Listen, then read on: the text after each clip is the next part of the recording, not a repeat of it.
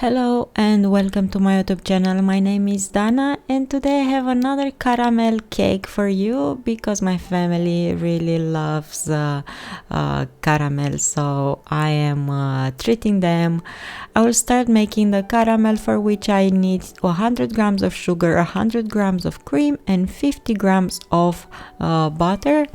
I'm gonna put the sugar in a tiny saucepan on the stove on low heat. I will let the sugar to melt and change color, transform into this lovely delicious caramel. I will not stir it with a spoon or a spatula. I'm just gonna shake the pot around until it's melting. Now I am stirring it with this spatula because I'm also gonna add cream, and because of the high difference in temperature, caramel solidifies right away. You put this cream in, but in a minute or so will dissolve again. Make sure to have the temperature on low on your stove, and be careful because it's really hot. Add now butter as well and let those dissolve. Stir so the caramel doesn't burn, and will be a delicious caramel sauce ready for our cake.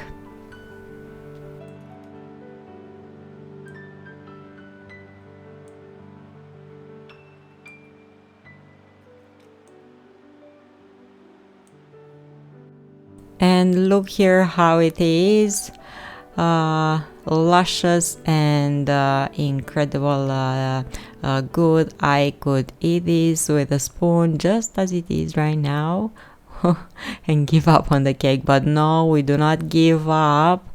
So I'm gonna make the filling now, and for this I will use 700 milliliters of milk, 100 grams of sugar, 60 grams of cornstarch, and that caramel sauce that we already made, and 200 grams of cream cheese. I have here one container. Make sure to keep this at room temperature. So in a pot, mix sugar, cornstarch,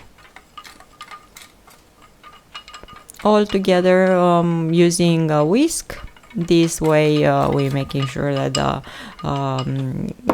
custard is not gonna have any clumps. I will add now milk.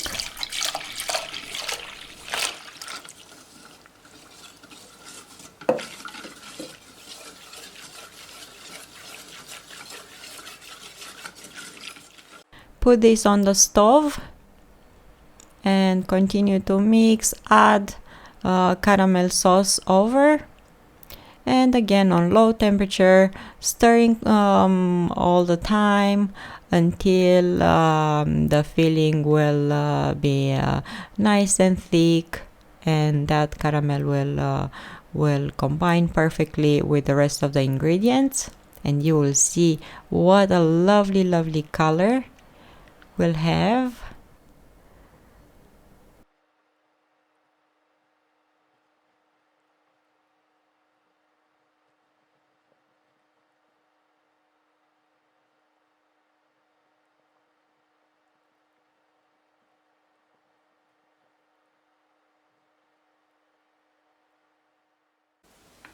And because I want to cool it down faster, I'm gonna pour it in this clear glass bowl, cover it with cling film to prevent that skin to form on top of it, and let it cool down.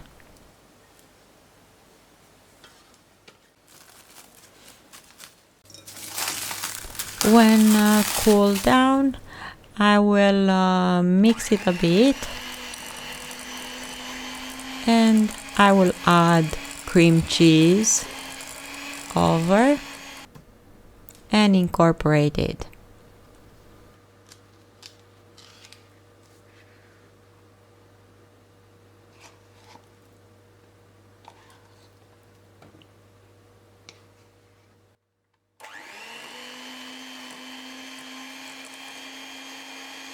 After you mix in the cream cheese into the cool down filling, you can put this in the fridge until we are ready with the sponge cake.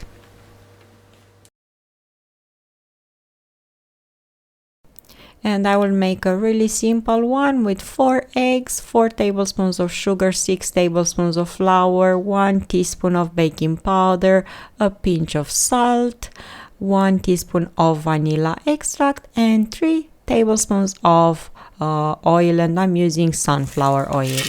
I separate the whites, I add a pinch of salt over, and I'm gonna start to mix them with my mixer.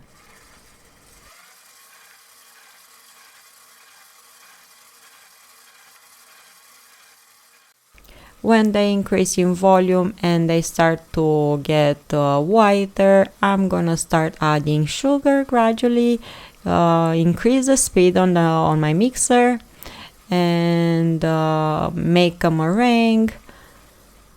When it's like this, stable almost, I'm gonna add vanilla extract. I will combine egg yolks into the meringue, add 3 tablespoons of oil, mix baking powder with flour and add that into the rest of the mixture.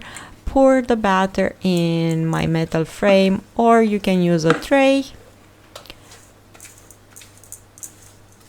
The dimensions of these are 23 centimeters per 30 centimeters. I am leveling the batter with a spatula, and I will remove any air bubbles with toothpick, and I'm gonna bake it at 170 Celsius in a convection oven with a fan for about 15 to 20 minutes, and it's looking like this.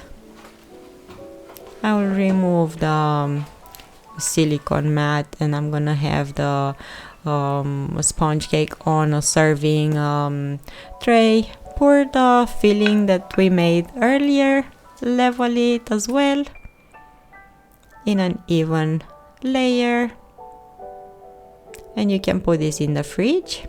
I will make a glaze as well because I want the cake to look nice, and I'm gonna melt 90 grams of chocolate with 50 grams of cream.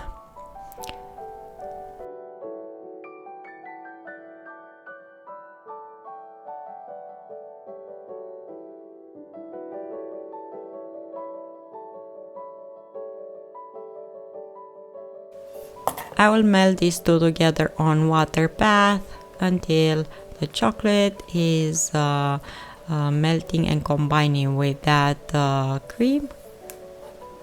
This is the best way, making sure that you don't burn the chocolate, and pour these over the cake. You can level it as well, and I kept the cake in the fridge until the next day because it needs time to set. And when you're ready to serve it, remove the metal frame that is around your cake and portion it, and of course serve it with your loved one.